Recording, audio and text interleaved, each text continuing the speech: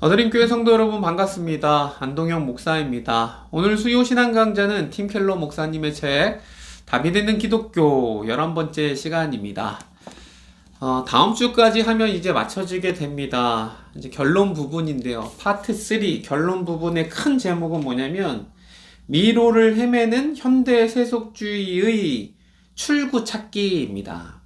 미로를 헤매는 현대 세속주의. 그래 현대 세속주의와 종교 사이에 계속 비교를 통하여서 세속주의가 굉장히 말이 되는 것처럼 우리 느껴왔죠. 그게 맞다.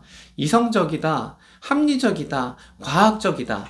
반면 종교는 비이성적이고 비과학적이고 그냥 무턱대고 믿는 거 아니냐 이렇게 생각하겠지만 그렇지 않다라는 것을 각 주제별로 하나씩 우리가 살펴보았습니다. 진짜 신이 있는지 증명해봐라 이렇게 물어보면요. 증명할 수가 없어요. 왜냐면 신이 우주를 창조하신 창조주 하나님이라면 그 신이 있다라는 걸 어떻게 증명하겠어요? 너무 크신 분을. 그래서 없다라는 게 아니고요. 이건 증명의 문제가 아니라는 거죠.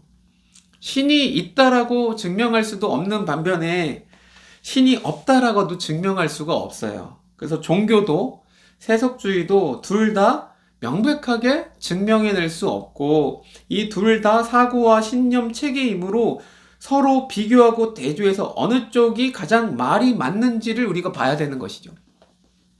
그래서 다 믿음이 필요해요. 신이 없다라고 믿으면 그 말이 맞도록 논리적으로 합당하게 설명해 내야 되는데 지금까지 우리가 주제를 쭉 살펴봤지만 세속주의가 좀 허술하네? 약하네? 이런 느낌을 받았을 것입니다. 그래서 우리가 정서적으로, 문화적으로, 이성적으로 가장 말이 되는지 우리가 따져보자라는 것이죠. 근데 기독교가 따져보니 말이 되더라라는 거예요. 예.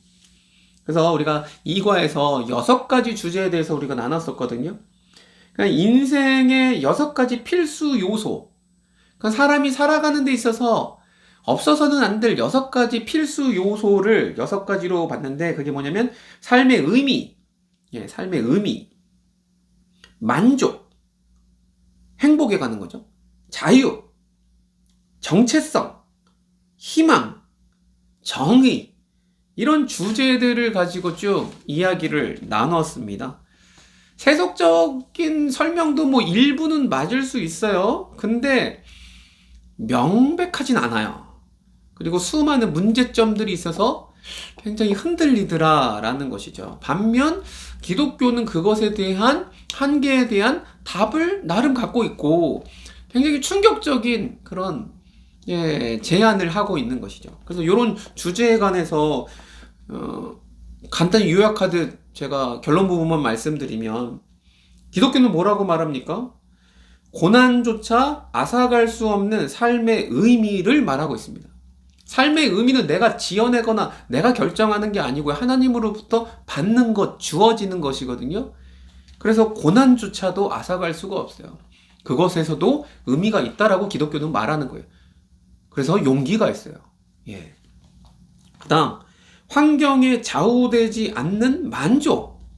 환경에 처할 때마다 행복이 바뀝니까? 만족이요? 아니 그렇지 않더라라는 거예요. 그 다음 피해를 주기는커녕 사랑을 더욱 깊어지게 하는 자유. 우리의 자유를 가지고 피해를 주는 게 아니죠. 사랑을 더 깊어지게 하더라. 또 당신을 짓누르거나 남을 배제하지 않는 정체성. 자기 정체성을 남들과의 비교해서 찾거나 그러지 않는 거예요. 누군가 차별하거나 그런 게 아닙니다. 당신을 압제자로 둔갑시키지 않는 도덕적 나침판.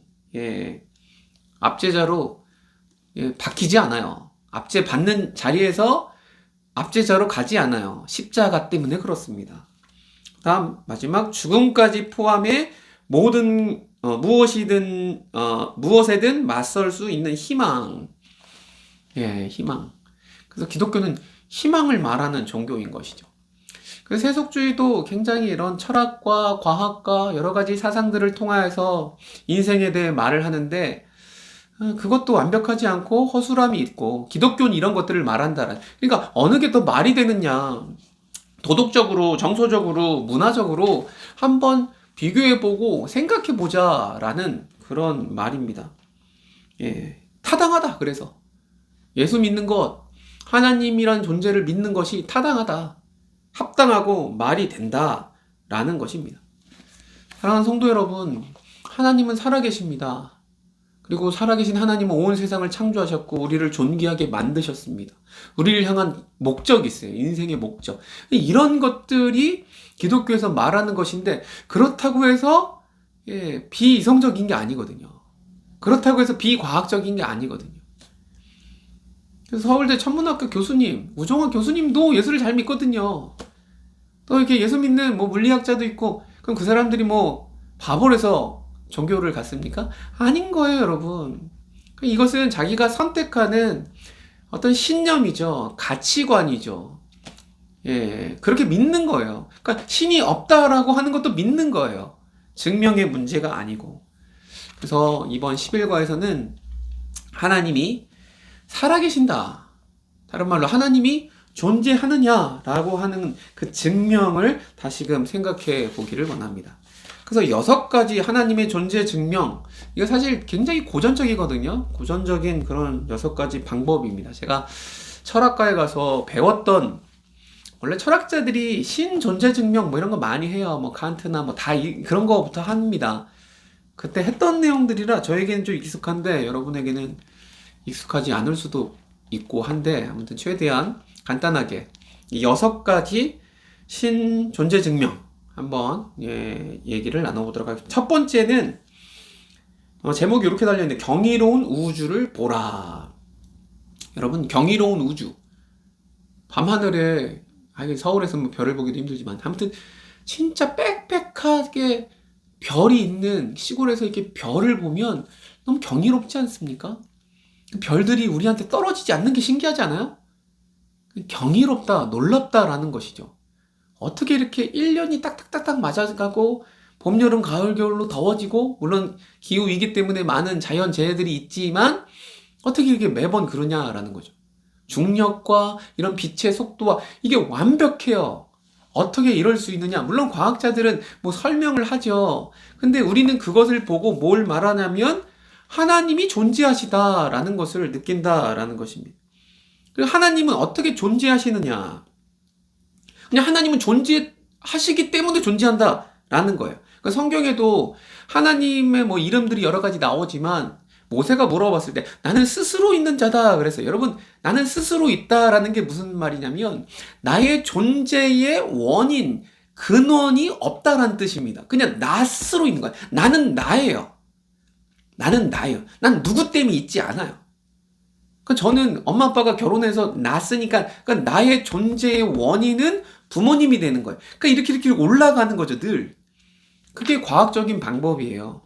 모든 사회 현상이나 모든 물질들, 이런 것은요, 원인과 결과로 다 설명되어지는 것입니다. 원인과 결과. 근데 원인을 계속 이렇게 소급해서 올라가면 첫 번째 원인이 있을 거 아닙니까? 그러니까 진화론을 아무리 말하든 유물론을 말하든 이 세계가 어떻게 됐든요, 쭉 올라가면 맨 처음 뭐가 있어야 된다라는 거죠. 어떤 존재가. 그러니까 아무것도 없는 무에서 유한 게 나올 수 없잖아요. 유가 나올 수 없죠. 무에서 유는 나올 수 없어요.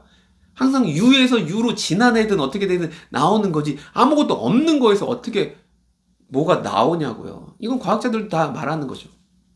그래서 과학의 빅뱅 이론이 있지 않습니까? 이 큰 우주가 어떻게 시작됐는지 모르겠어요. 근데 맨 처음에 빅뱅, 한 점에서부터 시작해서 빵 터진 거죠. 그래서 이렇게 확장되어졌다.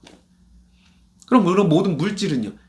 몰라요. 어떻게 됐는지 몰라요. 근데 있는 거예요. 이렇게 믿는 겁니다. 과학자들도. 실험으로 어떻게 할 수 없으니. 근데 우리 기독교는 어떻습니까? 원인으로 쭉 올라가면 어떠한 원인 없이 존재하는 독특한 존재는 있어야 되지 않느냐라는, 처음 그 존재. 그 존재는 무에서 나오지 않았고 자기 자신의 원인이자 다른 모든 것의 근원이 되는 어떤 존재는 필요하잖아요. 예. 그런 존재는 필요해요.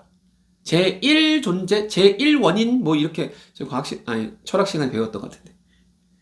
아무튼 그런 존재를 우리는 하나님으로 보는 것입니다. 그래서 모든 자연에는 원인이 있으므로 원인 없이 존재하는 초자연적인 존재가 있어야만 한다. 그리고 모든 만물은 그 존재로 비롯된 것이다 라고 보는 것이죠. 이게 하나님이 있다라고, 하나님이 존재한다라고 증명해내는 첫 번째입니다. 존재론적 증명. 현대 과학은요, 증명해낼 수 없어요. 예. 어떤 원리들은 설명해낼 수 있으나 첫 번째 존재? 설명해낼 수 없습니다.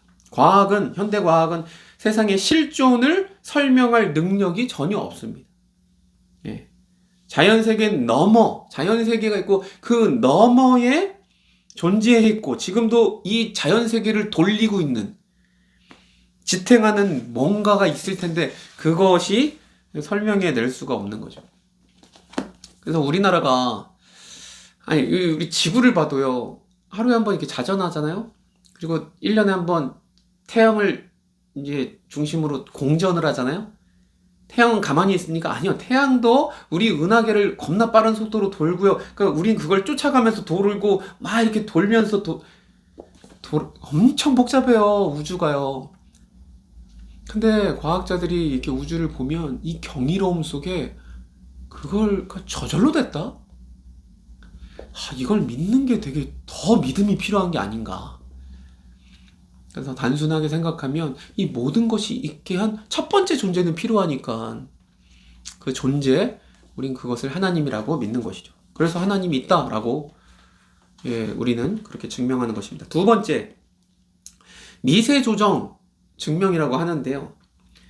그러니까 세상을 바라보면요, 명백한 미세조정 및 설계가 있다라는 거예요. 설계.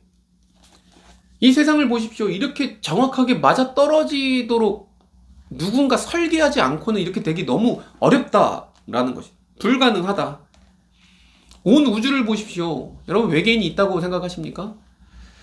있을 수도 있죠. 이렇게 우주가 큰데 생명체가, 지적 능력을 가진 생명체가 우리 살아가는 인류밖에 없다라고 하면 어떤 과학자는 그러더라고요. 이거 너무 우주가 아까운 거 아니냐? 네, 이렇게 말을 하는데 모르겠어요. 우주에 외계인이 있을 수도 있죠. 근데 지금 발견했습니까? 못 발견했거든요. 너무 크니까. 최고로 가까운 별, 생명체가 살 수 있을 최고로 가까운 별도 겁나 멀어요. 빛의 속도로 가도 갈 수가 없어요. 그렇다는 소리는 뭐냐면 이 온 우주는요, 죽음과도 같은 거거든요. 그 중에 생명체, 우리가 있다? 이 지구라는 환경, 사람이 살 수 있는 공기와 압력과 모든 것을 이런 지구가 만들어지는 건요, 여러분, 기적 중에 기적입니다. 이런 것을 어떻게 됐느냐, 우연히 된 게 아니고 누군가가 이 우주를 설계하고 계획하고 미세 조정을 하는 분이 있더라라는 거죠. 그렇게 해야지만 지구에 생명이 출현해서 살아갈 수 있더라라는 것이죠. 그분을 우리 하나님이라고 생각을 하는 것입니다. 그러니까 하나님이 의도적으로 개입했다라는 거예요. 이게 더 합리적이지 그냥 저절로 됐다? 이게 어떻게 생각합니까? 그래서 과학자들은요, 이거 설명하기가 그래서 뭐라 그러냐면 다중우주론 이런 거 말해요. 마블 영화 같은 거 보면 평행우주 이런 거 나오죠. 그냥 우주가 이 하나만 있는 게 아니고 겁나 수없이 많은 우주들이 있는 거예요. 그렇게 많은 우주가 있어서 그중 중에 우리 우주가 있는 거니까 생명이 있을 가능성이 그래도 줄어들자는 많은 우주 등에 우리가 있으니까 이런 식으로 설명하는데, 사실 서로 다른 우주가 무한대로 많아서 그중 일부나 하나는 생명체에 맞게 조정될 수밖에 없었다라고 말하는, 이건 실험을 할 수도 없고 그냥 상상력이죠. 이런 대답밖에 말을 못하는 거예요. 과학자들도.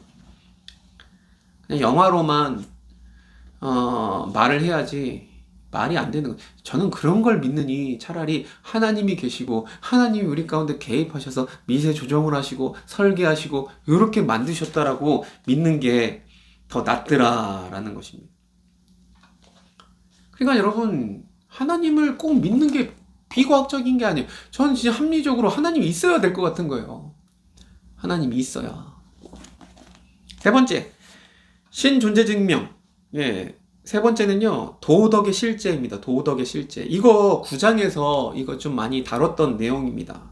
여러분, 도덕이라는 것, 선과 악이라는 거는요, 상대주의 세상에서는 뭐가 선이고 악이고 절대적인 게 없다라고 말하는 거죠. 근데 우리 마음속에, 인간 마음속에 도덕은 있잖아요, 사실. 누가 뭐라 그래도 저건 나쁜 짓이다라고 하는 것이 있잖아요. 사람의 생명을 그냥 막 잔인하게 학살해요. 막 죽여요. 이게 문화적으로 다를 수 있는 건가요? 아니요, 그렇지 않아요. 그러니까 이런 도덕적인 감정뿐 아니고 우리 착하게 살아야 된다라고 하는 이런 도덕적인 의무, 이런 것들이 있는데 이걸 과학적으로나 세속적으로는 설명이 불가능하다라는 것이죠. 그냥 진화론자들은 뭐라 그럽니까? 인간이 같이 살아가기에, 이게 진화하면서 더 생명을 보존하고 잘 살기에 도덕을 지키는 게 더 유리하기 때문에 그렇게 진화된 것이다라고. 아니, 무슨 소리입니까? 왜 유리합니까? 이게 그렇게 설명할 수가 없는 거예요. 그래서 도덕이 생겼다? 아니면 어떤 사람들이 이렇게 정권이나 어떤 나라를 잘 통제하고 관리하고 다스리기 위해서 법과 도덕과 이런 것들을 만들어서 교육시켰다? 아니요. 우린 태어나자마자 우리 마음속에 도덕이라는 게 있어요. 또 인권이라는 것도 있어요. 뭐에 모든 인간에게 생명과 자유의 평등한 권리가 있어야 되는지 여러분 어떻게 말을 합니까? 세속주의는 답이 없다니까요. 인권은요, 이거 국어에서 말했으니까 한번 간단히 말하지만 하나님이 우리를 만드셨기 때문에 있는 거예요. 그래서 인권의 시작은 사실 성경입니다. 성경.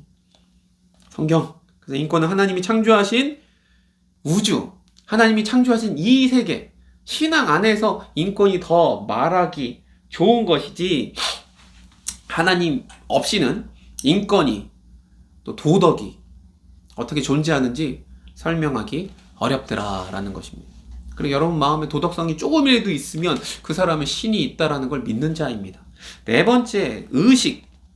인간의 두뇌 활동과 사고의 연관성이라고 하는데, 여러분 의식이라는 것은 굉장히 과학적으로도 되게 미지의 장소가 의식입니다.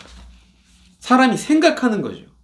인간이 의식하는 것, 생각하는 것, 이런 모든 작용을요, 과학적으로 설명이 불가능해요. 그냥 화학적인 어떤 반응이나 이렇게 생각을 하는데, 여러분 그렇지 않습니다.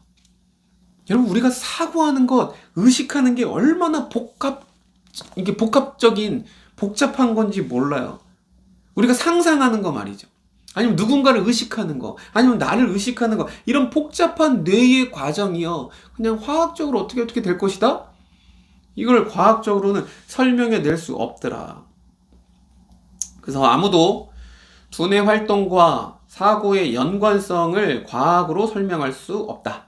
사고에 뇌의 화학작용이 대입되는 거야 알지만, 그렇다고 사고가 화학작용으로만 생겨나는 증거는 아니다. 그러니까 여러분, 과학적으로는 사랑도 그냥 도파민이 뭐 나오고 뭐 이런 거 아닙니까? 누군가를 봤을 때, 아니, 도파민 아니죠. 사랑과 관련된 화학작용이 뭐 나온 거예요. 그러니까 누군가를 사랑하게 되는 겁니까? 그럴 수 있어요. 전기작용가 뭐 있다면서요. 저도 뇌과학자 뭐 이런 영상들 많이 봤는데 뭐 재밌더라고요. 심리학적으로나 뭐 그럴 수 있어요. 근데 정확하게 완벽하게 설명을 해낼 수 있냐고요. 사람의 의식을요. 그렇게 할 수 없다. 신경 화학에서 말하는 것들, 주관적인 경험 같은 거, 이런 걸 어떻게 다 설명하겠습니까? 그래서 어떤 관념, 어떤 희망, 사랑, 이런 것들을 화학적인 반응으로만 설명할 수 없다. 그리고 기쁨, 감정, 슬픔, 기억, 야망, 정체성, 자유의지, 이런 모든 것들이 복잡하게 인사이드라는 영화 있지 않습니까? 만화 영화, 애니메이션. 감정도 얼마나 막 별의별 감정들이, 이게 화학적으로 설명이 됩니까? 아니요. 하나님이 우리 인간을 그런 존재로 굉장히 복잡하게 하나님을 닮은 영적인 존재로 창조하셨다가 오히려 훨씬 합리적인, 믿을 만한 그런 선택이다라는 것입니다. 그래서 다시금 요거 읽어드리면, 당신의 자의식, 자유로운 선택, 현실을 돌아보는 능력을 당신은 인간됨의 핵심이라고 믿는가? 인간됨을 뭐로 볼 거예요? 그런 겁니다. 그런 거. 화학작용이 아니고. 그러니까 여기에서 인간과 이제 또 막 인조인간 이런 거 나오지 않습니까? 인조인간과 인간을 어떻게 나눌 거냐가 나오는 거예요, 여러분. 뇌도 AI 거의 인간 같지 않습니까? 거의 비슷해요. 어떻게 나눌 거예요? 근데 자유의식이나 자유로운 선택, 현실을 돌아보는 능력, 이거 인간됨의 핵심이라고 믿으면 신이 있다는 겁니다. 사랑을 의미 있게 느끼는 당신의 의식이 유전자가 만들어낸 환영이 아니라고 믿는가? 그냥 사랑하는 게 나중에 인류 역사상 더 좋으니까 유전적으로, 진화론으로 그렇게 됐다고요? 그렇지 않더라고요. 아무튼 하나님이 온 세상을 창조하셨고 의식과 개념 형성도 하나님이 의식적으로 만드셨다라고 믿는 게, 그렇게 선택하는 게 훨씬 더 말이 된다. 다섯 번째는 이성입니다. 인간의 이성 능력. 그것을 향한 논증입니다. 우리 뇌는 생존을 가능하게 하기 위해서만 진화해 왔어요. 라고 말합니다. 이제 진화론자나 과학자들은. 우리의 뇌가 생존하기 위해서 더 생존을 잘할 수 있도록 그렇게 진화해 왔다라는 것이죠. 그래서 우리의 이성 능력도 그렇게 만들어졌다. 그래서 이성적인 걸 굉장히 높은 가치로 판단을 하거든요. 이성적으로. 근데 꼭 이성이 진리다라고 그것을 말을 할 수는 없는 것이죠. 인류 대부분이 신의 존재를 자각하지만 유물론적 자연주의에 따르면 그런 인식은 그저 우리의 번식에 유리하도록 우리의 유전자가 우리에게 주는 착각이라고 말을 하거든요. 그러니까 이게 여러분 지금 뭐 말이 제가 좀 어려운 게 아니고, 도덕적이거나 종교적 감수성 이런 것들이 진리를 말해준다고 보장할 수 없다고, 종교가 말하는 게 진리가 아니라고 말을 한다면 똑같이 우리의 이성이 진리라고 말해준다고 어떻게 믿을 수 있느냐라는 것이죠. 그래서 진화론적 회의론의 칼을 도덕과 종교에서 들이대고 이성에게만 적용하지 않는 것은 매우 불공정한 처사다. 우린 이런 모든 것들도 다 의심해 봐야 된다. 우리 이성까지도. 그래서 여러분 유물론이요, 말이 되는 것 같은데 좀 더 깊게 들어가면요 말이 안 되는 게 너무너무 많아요. 유물론이 이성으로만 이런 모든 실제를 이해할 수 있다라고 하는 확신에서 시작하는 게 유물론이거든요. 근데 우리 이성조차도 설명을 못 하더라. 그래서 하나님 믿는 게 더 말이 된다. 마지막 여섯 번째는 아름다움입니다. 아름다움. 이거는 하나님을 증명하는 논증에서 가장 논리성은 떨어집니다, 사실. 근데 인간적으로는 가장 매력 있는 증명인데 그게 아름다움이야, 아름다움. 미적인 거죠, 미적인 거. 모든 인간은 다양한 예술과 사상에서 아름다움과 깊은 감동을 느끼는 존재가 사람이에요. 그냥 진화를 통하여서 우리 그냥 인류가 잘 살기 위해서 유익한 쪽으로 이렇게 모든 것이 됐다면 아름다움은요 사실 쓸모없는 겁니다. 오히려 아름다움은 불필요한 거예요. 부산물일 뿐이에요. 그냥 아름다운 게 왜 필요합니까? 예? 효용이 떨어지게, 돈 많이 들게 오히려. 근데 우리는 아름다움을 되게 중요하게 여기거든요. 그 아름다움은 어디서 나왔냐고요. 여러분 사막을 보십시오. 사막 그림이 있거나 참 가잖아요. 사막은요 살기가 너무 거주하기 부적합한 그런 곳 아닙니까? 근데 사막을 보고도 우리는 아름다움을 느껴요. 그 아름다움은 어디 있는 거냐고요. 이걸 어떻게 설명할 거예요? 근데 종교는 설명할 수 있다고요. 우리 하나님이 아름다운 분이시기 때문에 그래요. 여러분 그러니까 아름다움은 즉시 어떤 깊은 만족을 주는데 내가 무슨 유익을 끼쳐서가 아니라 그냥 그 자체로 아름다운 거예요. 그 자체로 아름다운 거. 그러니까 아름다움이 어떤 균형이나 조화나 배열이나 명암으로 정의되거나 축소될 수 없어요. 어떤 그림을 딱 봤을 때 이건 미학적으로 정확한 균형과 이걸 그래서 보기에 이건 아름다워 이게 아니고 이게 즉시로 느껴지는 거거든. 어떤 음악을 딱 들었을 때 한 소절만 들어도 마음이 무너지는 것이라든지 어떤 이게 그림을 봐도 압도되는 이런 아름다움이 있거든요. 그래서 아름다움은요, 설명하기가 어려워요. 신비로운 거거든요. 어떻게 보면 변덕적이고, 뜻밖이고, 해프고, 뭐 이런 게 어울리는, 내가 경험하는 진리, 아름다움, 정의, 사랑, 이런 것은 유물론자들이 말을 할 수 없는, 물질 너머에, 이 세상을 너머에 있는 초월적인 것으로부터 오지 않는 이상 아름다움은 우리가 아무리 수학적인 진리나 과학적인 진리를 추구한다 해도 만들어낼 수 없는 것이 아름다움이다. 그래서 여러분, 아름다움을 좋아하는 사람이라면 신이 없고 아름다움이 있다? 아름다울 게 뭐가 있어요.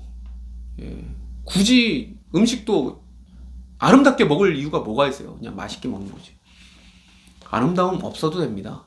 살아가는 데 있어서. 근데 신이 있어요. 신이 있어요.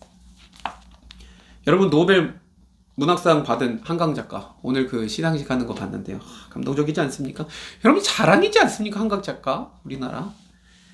그 한강 작가가 이렇게 말을 했어요. 세계는 왜 이토록 폭력적이고 고통스러운가? 세상을 보니 이 세상이 너무 폭력적이에요.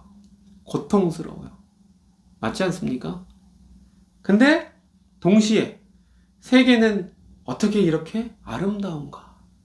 세계는 어떻게 이렇게 동시에 아름답냐는, 폭력적이고 고통스러워요. 그러나 아름다워요. 이거 진짜 문학적인, 이게 아름다움인 것이죠. 비상계엄이 터져가고 지금 일주일 동안 지금 난리입니다. 난리. 온통 뉴스가 그것으로 도배하고 국민들이 참 힘들어요. 불안해요. 또 무슨 일을 벌일지 모르고. 근데 이 위급한, 이 나라가 진짜 망하는 거 아니냐라고 하는 절대적인 위기 속에서 그 많은 20대, 30대 애들이요, 응원봉을 들고 나와서 축제하듯 평화적으로 집회하는 모습 보셨습니까?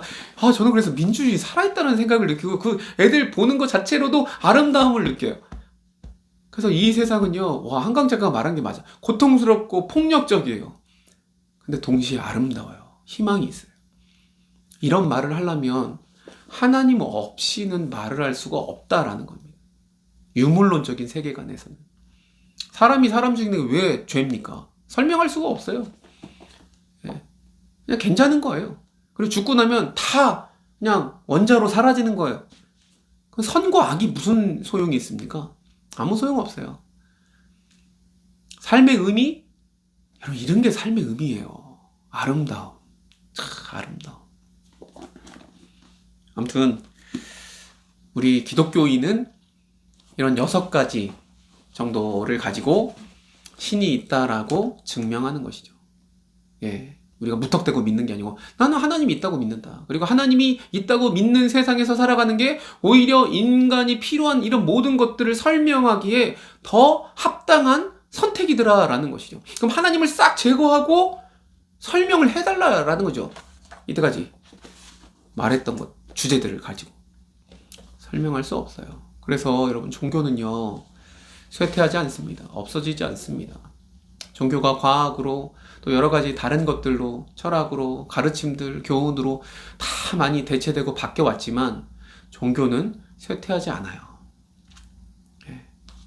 그래서 사람들이 타로점 왜 봅니까? 또 연말 되면은, 연말에 또 이제 새해 되면 막 점 보잖아요. 과학시대 점을 왜 봅니까? 진짜 한심하죠? 이상하죠? 어떻게 보면? 또 기독교는 아니고 불교지만 막 템플스테이 가서 막 명상해요. 현대인일수록 더 많이 그런 것에 빠져요. 왜 그렇습니까? 종교심이 있고요, 하나님이 있기 때문에 그런 거예요. 제대로 설명할 수는 없으나 이게 느껴지거든요. 그래서 아무튼 결론 부분은 무엇입니까? 하나님을 믿지 않는 것도 믿음의 행위다. 하나님이 없어. 하나님은 안 믿을 거야. 난 그냥 과학만 신봉하고 유물론자야. 난 진화론자야. 라고 말해도 그것도 믿음의 행위다. 여러분의 선택이지 증명해낼 문제가 아니다. 우리 기독교 신앙도요, 철저히 합리적으로 선택해서 믿는 것이다. 그래서 하나님 믿지 않는 쪽보다 믿는 쪽이 어떻게 보면 더 합리적이다. 합리적이다. 그래서 우리 예수 믿는 사람들이 이런 사람들의 막 손가락질이나 비웃음이나 이런 것에 괜히 위축될 필요도 없어요. 신을 왜 믿어? 보여줘봐 믿지. 그럼 그냥 잘 모르는구나. 안타깝게 여기시길 바라고요. 그들을 위해 기도하시길 바라고요. 인생의 이런 중요한 문제들에 있어서 더 깊이 사고하고 더 깊이 이렇게 대화를 나누고 하다 보면 그들도 내가 딛고 있는 자기가 믿고 있는 바가 그 기초가 굉장히 흔들린다라는 별것 아니네 라는 것을 나중에 깨닫게 되고 하나님을 알 수 있는 것이죠. 옛날에 9.11 테러 났을 때도 여러분 미국인들이 패닉에 빠지거든요. 그런 큰 사건을 경험하면 자기가 믿고 있었던 추구하던 것들이 확 한 방에 흔들리는 것이죠. 세월호 참사 때도 그랬고요. 큰 사건들이 일어나면 이번 비상계엄도 그렇고요. 우리가 믿고 있는 바 중요하다고 당연하다고 생각했던 것들이요. 한순간에 흔들리면 그 가치를 알거든요. 아니면 큰 병에 걸려서 갑자기 죽음 앞에 직면하면 그 전에 생각도 안 했는데 하나님이 있나 없나 생각이 나거든요. 여러분 그때 하나님 믿는 게 부끄럽거나 멍청해서가 아니고 합리적인 선택이라는 것을 깨닫게 될 때가 올 것입니다. 믿음은 그런 것입니다. 믿음은.